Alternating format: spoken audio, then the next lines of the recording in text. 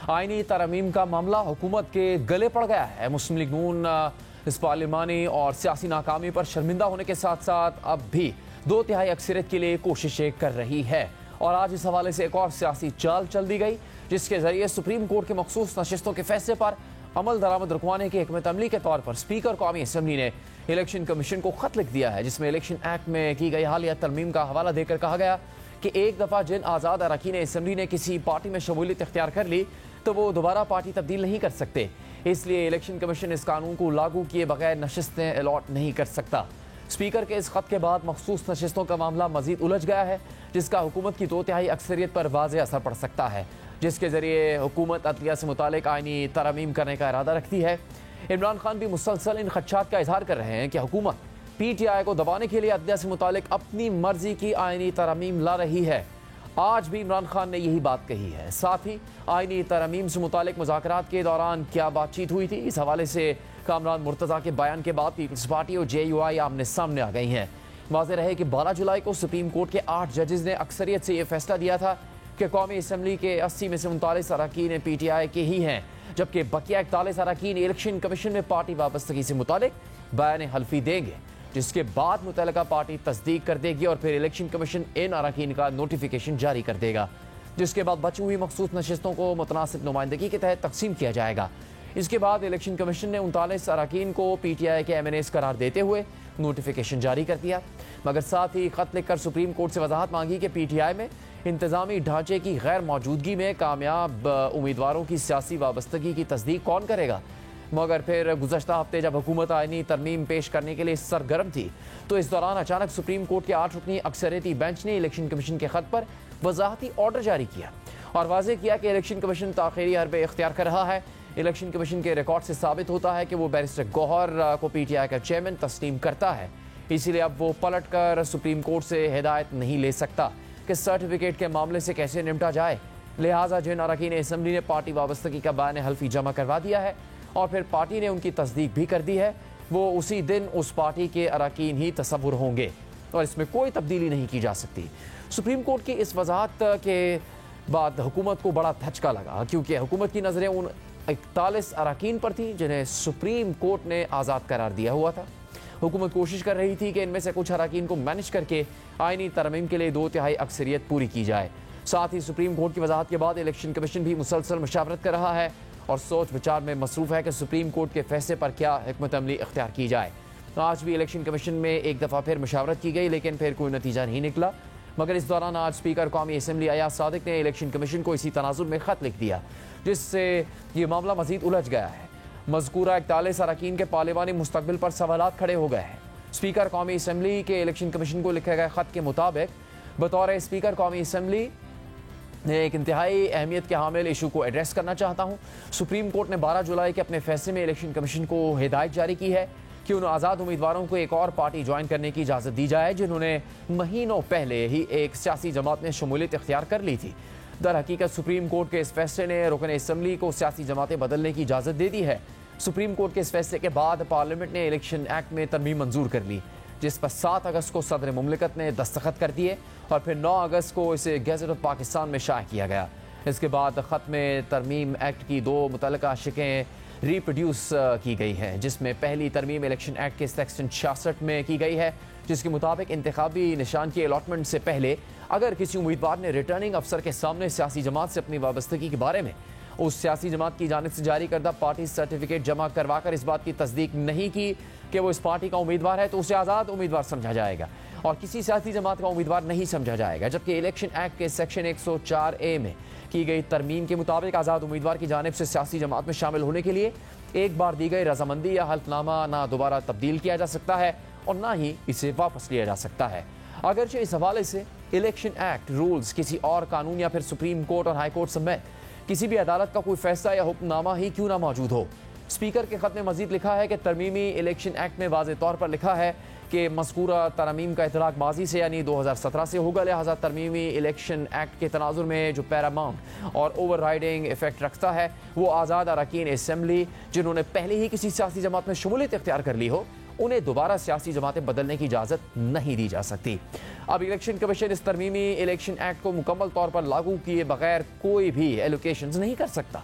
Speaker के खत के मुताबिक जैसे कि सुप्रीम कोर्ट का फैसला मज़कूरा तरमीम के नफाज से पहले के कानून की बुनियाद पर दिया गया था, इसीलिए अब ये फैसला अमल दरामद के काबिल नहीं रहा, बल्कि तरमीमी इलेक्शन एक्ट को फ़ौक़ियत दी जाएगी और ये पहले दिए गए फैसले को ख़त्म कर देगा। ये सिर्फ उनका नज़रिया नहीं बल्कि सुप्रीम कोर्ट का मुस्तकिल कानूनी उसूल भी है। खत के मुताबिक तरमीमी इलेक्शन एक्ट फील्ड में है, इसलिए इलेक्शन कमीशन की ये कानूनी जिम्मेदारी है कि वो पार्लियामेंट के बनाए हुए कवानीन का एहतराम करे और जमहूरियत और पार्लिमानी बालादस्ती के असूलों को बरकरार रखे। अहम बात यह भी है कि आज ही स्पीकर कौमी असम्बली ने इलेक्शन कमीशन को खत लिखा और बिल्कुल ऐसा ही खत स्पीकर पंजाब असम्बली मलिक मोहम्मद अहमद खान ने भी इलेक्शन कमीशन को लिखा है। स्पीकर के खत के हवाले से आज वजीर इत्तलात अता तारड़ ने हुकूमती मौक़िफ़ बयान किया। आपके फैसले से वक्त के धारे को वापस मोड़ के क्लॉक रिवर्स करके उन सुन्नी इत्तेहाद काउंसिल के मेंबरान को पार्टी कैसे चेंज करवाई जा सकती है? जो आजाद उम्मीदवार हाउस के अंदर बैठे हैं, आप उनको कैसे कंपेल कर सकते हैं कि वो एक पॉलिटिकल पार्टी को ज्वाइन करें? 63A में एक पॉलिटिकल पार्टी के लोगों को जब उन्होंने वोट डाला, उनको ना सिर्फ वोट उनका गिना नहीं गया, उनको डीसीट कर दिया गया। और इधर ऐसी नवासियात हैं वो मेंबरान जिन्होंने सुन्नी इत्तेहाद काउंसिल ज्वाइन की है, ये कैसे हो सकता है कि उनको तरीके इंसाफ में जाने की इजाजत दे दी जाए? क्या ये फ्लोर क्रॉसिंग नहीं है? क्या एक पॉलिटिकल पार्टी के मेंबरान को क्लॉक रिवर्स करके ये हक नहीं दिया जा रहा कि आप जो मर्जी पॉलिटिकल पार्टी ज्वाइन करें? क्या अब इसके बाद दरवाजे खोल नहीं दिए गए कि जो भी member floor of the house किसी भी पार्टी में हो वो कहे जी मेरा पुराना एफिडेविट कैंसिल है, मैं फलां पार्टी ज्वाइन करना चाहता हूं? इसके अलावा जडियाला जेल में गुफ्तगू के दौरान इमरान खान से सहाफी ने पूछा कि चार्टर ऑफ डेमोक्रेसी की दस्तावेज पर आपके भी दस्तखत है, उस दस्तावेज में आईनी अदालत के क़याम पर इत्तेफाक किया गया था। तो इमरान खान ने जवाब दिया कि हर चीज़ का एक पस मंज़र होता है, मुजवदा आईनी तरमीम के पीछे कुछ और मकासद हैं, इसका मकसद अदलिया को ख़त्म करना है, सबको मालूम है कि डरे हुए हैं। सहाफ़ी ने पूछा कि क्या आप आईनी अदालत के क़याम की हिमायत करते हैं? तो इमरान खान ने जवाब दिया कि जो भी होना चाहिए था वो पूरी डिस्कशन के बाद होना चाहिए था, रात के अंधेरे में तरमीम नहीं लानी चाहिए थी। ये जो कर रहे हैं सब गैर कानूनी है, ये असल में सुप्रीम कोर्ट को ख़त्म करने जा रहे हैं। आईनी तरमीम के पीछे इनकी नीयत सब जान चुके हैं। सहाफ़ी ने सवाल किया कि मौलाना फजलुर रहमान कल आपकी पार्टी लीडरशिप से मिले, उन्होंने हुकूमत की आईनी तरमीम को यकसर मुस्तरद करने का ऐलान किया है, इस पर आप क्या कहेंगे? तो इमरान खान ने सख्त लहजे में जवाब दिया कि मुझे मालूम है तुम मुझसे क्या कहलवाना चाहते हो, तुम हेडलाइन के चक्कर में मुझे ट्रैप करना चाहते हो। मुझे 28 साल हो गए हैं सियासत में, इतनी समझ तो है मुझ में, तुम मेरी सारी गुफ्तगू को एक तरफ करके कोई हेडलाइन बनाना चाहते हो। इमरान खान ने मजीद कहा कि जमहूरियत अखलाकी बुनियादों पर चलती है, डंडे से नहीं। लाइन के एक तरफ वो खड़े हैं जो वोट को इज्जत देने की बात करके बूट को इज्जत दे रहे हैं। इमरान खान ने कहा कि तरमीम का मकसद उनको तौसी देकर हमें दबाना है, एम्पायर्स को तौसी देना चाहते हैं ताकि ये एक्सपोज ना हो सके। अहम बात यह है कि पीटीआई आईनी तरमीम की सख्त मुखालफत कर रही है। कौमी असम्बली में अपोजिशन लीडर उमर अयूब ने कहा कि बिलावल भुट्टो जरदारी और आजम नज़ीर तारड़ को भी आईनी तरमीम का पता नहीं था, वो कठपुतलियों का किरदार अदा कर रहे हैं। जो ये मसवदा दिया गया था ये तो नाकाबिले कबूल है। आजम तारड़ हो गए या बिलावल भुट्टो हो गए, उनको भी नहीं मालूम। जो रोल था वो बहुत मनफी रोल था। जिस तरह कठपुतलियां होती हैं, ये कठपुतलियों का ही रोल अदा दोनों साहिबान कर रहे थे। इसी तरह बाकी भी हुकूमत के जो लोग हैं, चाहे वो एमएल वली हो, चाहे वो उन्होंने उनका रोल सारों का उस मीटिंग में बड़ा नेगेटिव था और वो चाहते थे कि अपने हाथ पैर खुद टोक के काट के किसी और के हवाले कर दें। ये खुदा न खास्ता ये बिल या पास होता तो पाकिस्तान फैशिस्ट स्टेट होती और fascist slash martial law state होता और यहाँ पे किसी किस्म की जमहूरियत ना होती। इस पर जवाब देते हुए पीपल्स पार्टी के तर्जुमान शाजिया मरी ने अपने बयान में कहा कि जनरल अयूब का पोता पीपल्स पार्टी को जमहूरियत और इसका इक़्तिदार न सिखाए। उमर अयूब बताए कि अब तक उन्होंने कितनी पार्टियां बदली और कितने बयानिए तब्दील किए। उमर अयूब जिस पार्टी में जाते हैं उससे पहले गाली देते हैं और फिर शामिल होकर कसीदे पढ़ते हैं।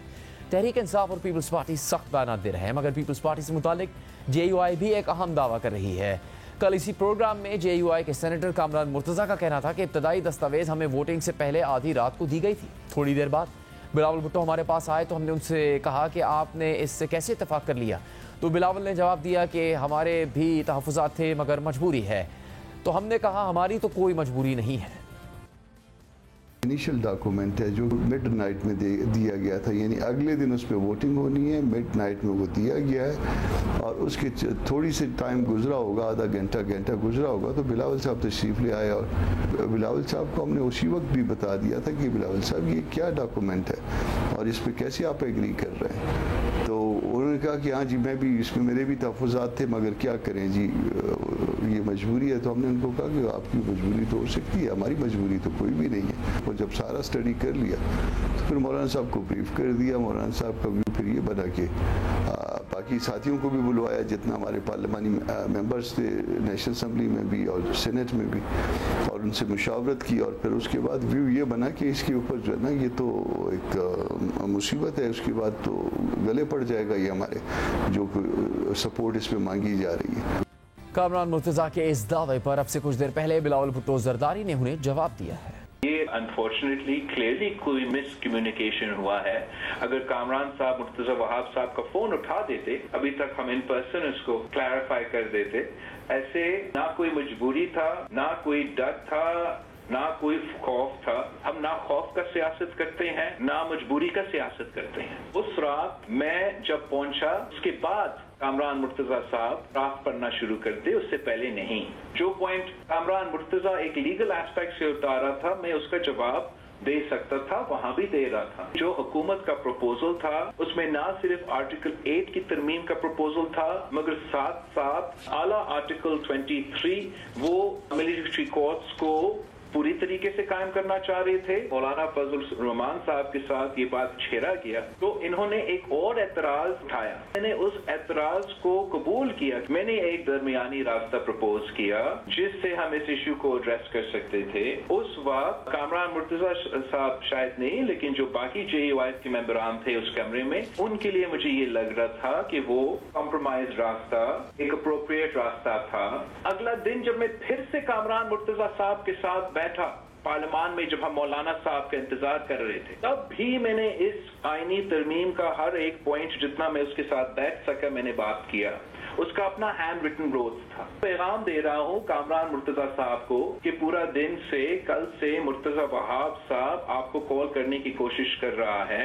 मौलाना फजल रहमान साहब ने और मैंने हम सब की मौजूदगी में ये तय किया था कि हमने फौरी बैठना था। कामरान मुर्तजा साहब ने 2 दिन का मांगा था, वो 2 दिन गुजरने वाले हैं। लेकिन आपकी बात सुन के लग रहा है कि कामरान मुर्तजा साहब आपका फोन नहीं उठा रहे। अफसोस के साथ ही कहना पड़ रहा है। और अब मैं क्या कहूँ इस बात पे, मैं मौलाना फजल से जरूर जिक्र करूंगा।